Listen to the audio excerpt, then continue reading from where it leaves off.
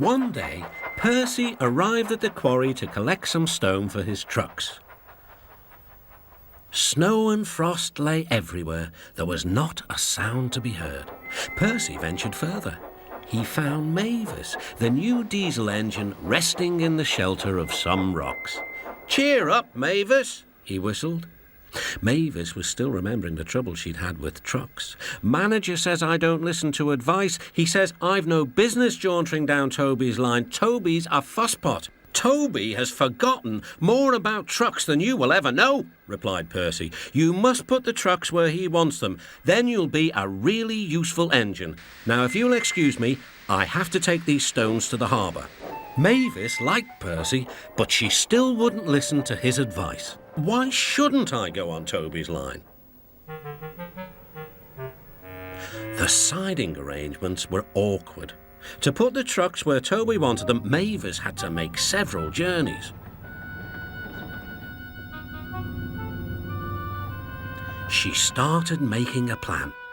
"If we used the teeniest bit of Toby's line, we would save all this bother." Her driver, suspecting nothing, allowed them to go as far as the first level crossing. A few days later, the weather changed. As the snow melted, the quarry grew busy again. Some trains were so long that Mavis had to go beyond the level crossing. Now for her plan. She would go further down the line without it seeming her fault. "Can you keep a secret?" she asked the trucks. Yes, they chattered. "Will you bump me at the level crossing and tell no one I asked you?"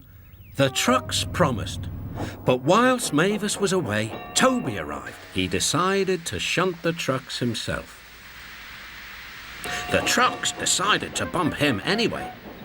They reached the level crossing and Toby's brakes came on. This was the signal for the trucks. On, they yelled. Toby was away with the trucks screaming and yelling behind him. No one realised that melted snow had turned a stream into a torrent and the bridge above it was about to collapse.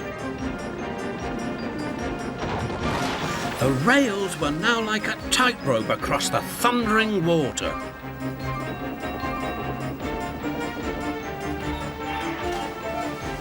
"Stop! Stop!" cried Toby. His driver fought for control.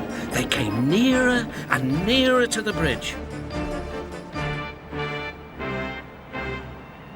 The driver braked hard. Toby stopped, still on the rails, but with his wheels treading the tightrope over the abyss.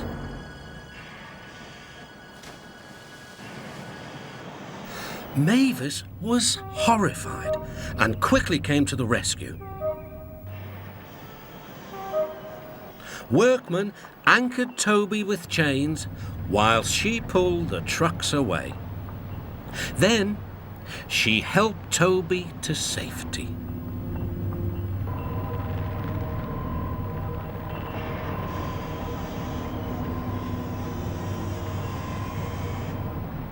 "I'm sorry about the trucks," said Mavis. "I can't think how you managed to stop them in time." "Oh, well," said Toby, "my driver told me about circus people who walk tightropes, but I just didn't fancy doing it myself." Later, the Fat Controller arrived. "A very smart piece of work," he said. "Mavis, you did well too, I hear." It was my fault about those trucks, sir," she faltered. "But if I could..." "Could what?" "Come down the line sometimes, sir. Toby says he'll show me what to do." "Certainly," replied the Fat Controller, "if your manager agrees." And so it was arranged. Now Mavis is as happy as can be, and the Fat Controller thinks she's really useful indeed.